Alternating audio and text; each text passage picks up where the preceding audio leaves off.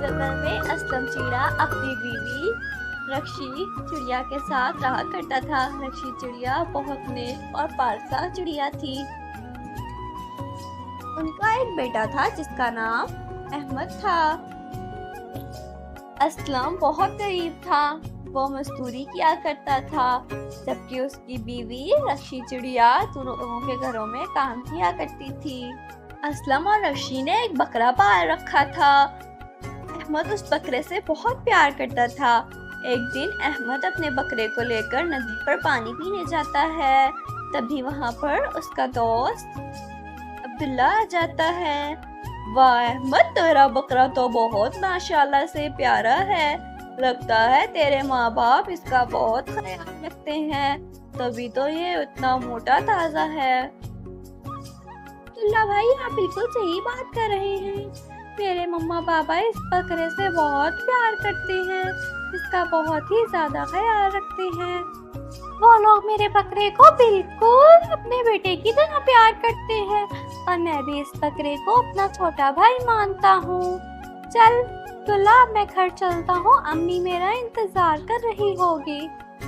फिर अहमद अपने बकरे को लेकर घर वापस आ जाता है। उसको घर आता देखकर उसकी अम्मी बोलती है, बेटा तुम कहाँ चले गए थे? मैं कब से तुम्हारा इंतजार कर रही थी, लेकिन तुम चलो बेटा, आप जल्दी से बकरे को कहीं बांध दो।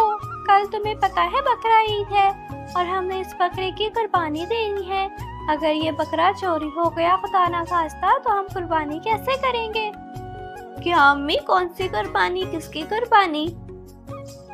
अम्मी, मैं अपने बकरे की कुर्बानी बिल्कुल नहीं होने दूंगा। आपको पता तो है ये बकरा मुझे किस कदर अजीज है। मैं इसको कैसे कुर्बान होता हुआ देख सकता हूँ? मैं तो इस बकरे के बगैर जीने का सोच भी नहीं सकता। ये सब कुछ कहकर अहमद अंदर चला जाता है। सच में अपने बकरे से बेहद प्यार किया करता था। अब वो बहुत फिक्रमंद था। उसने खाना पीना छोड़ दिया था। वो सोच रहा था कि वो अपने बकरे के बिना कैसे रहेगा। उसे तो उसके खेले बिना रात को नींद भी नहीं आती थी। वो सोच रहा था कि वो अपने बकरे को कैसे बचाए ज़िबा होने से। ये सब कुछ सोचते सोचते वो सो गया। रात को जब उसका बाबा असलम घर आया तो उसने आकर अपनी बेगम से पूछा, बेगम साहिबा, यह अहमद किधर है? नजर नहीं आ रहा, हमसे नाराज है क्या? जाओ जल्दी से उसे बुला कर लाओ, मैंने उससे एक बात करनी है। उसे कहो कि आपके बाबा आपको बुला रहे हैं। अहमद बेटा, जल्दी मेरे पास आओ। देखो मैं तुम्हारे लिए कल ईद के कपड़े लेकर आया हूँ। आकर अपने कपड़े तो देख लो एक दफा। रहने दीजिए, वो नहीं आएगा। वो मुझसे जिद कर रहा था कि मैं अपना बकरा कुर्बान नहीं होने दूंगा। बहुत रो रहा था, मैंने बहुत समझाया पर वो रोते रोते सो गया। अगले दिन आखिरकार ईद का दिन आ ही जाता है। अहमद की जब आँख खुलती है तो उसे अपने बकरे के रोने की आवाज सुनाई देती है। वो बाहर जाकर देखता है तो उसके बाबा असलम बकरे की कुर्बानी की तैयारी करते हैं। बकरा जोर से रो रहा होता है। उसके साथ जाकर अहमद भी रोने लगता है। बाबा, मेरा बकरा कुर्बान ना करे ना।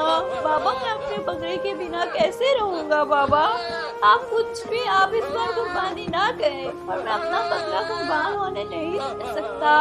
आप लोग मेरी बात को समझे तो सही। वो बिल्कुल मेरे छोटे भाई जैसा है, मैं उसके बिना बिल्कुल रहने का सोच भी नहीं सकता। अहमद बेटा, ये क्या बदतमीजी है? ये बकरा तो मैं कुर्बानी के लिए ही खरीद कर लाया था ना। अगर हमारे घर कुर्बानी ना हुई तो हम अल्लाह ताला हमसे नाराज हो जाएगा और मैं अल्लाह ताला को क्या जवाब दूंगा? बाबा, अगर आपको इस बकरे की कुर्बानी करनी है तो साथ आपको मुझे भी कुर्बान करना पड़ेगा। मैं अपने बकरे को इस तरह कुर्बान होता हुआ नहीं देख सकता। अगर आप इसकी कुर्बानी करेंगे तो साथ मेरी भी कुर्बानी होगी। क्या आप अपने बेटे को कुर्बान होता हुआ देख सकते हैं?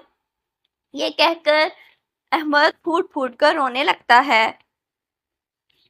अहमद की हालत देखकर के बाबा, इस बकरे के अंदर हमारे बेटे की जान बसती है। आप अपने बेटे की जान को कुर्बान होता हुआ कैसे देख सकते हैं? आप जाकर दूसरा बकरा ले आए। हम इस बकरे को कुर्बान नहीं करेंगे। अपनी माँ की बातें सुनकर अहमद खुश हो जाता है। फिर असलम उन दोनों से बोलता है, तुम्हें क्या हो गया है रक्षी? तुम तो समझदार हो। तुम्हें नहीं पता कि हमारे पैगंबर हजरत इब्राहीम अलैहिस्सलाम ने अपने प्यारे बेटे को कुर्बानी देने को तैयार थे। ये तो फिर एक बकरा है। अल्लाह ताला ने उन्हें कितना अजर दिया था। अल्लाह ताला उनसे इस कदर खुश हुआ था उनकी कि अल्लाह ने उनकी कुर्बानी को तमाम मुसलमानों के लिए हर साल उनकी यादगार में सुन्नत बना दिया। हर साल तमाम लोग अपने अपने प्यारे प्यारे जानवरों को अल्लाह की राह में कुर्बान करते हैं।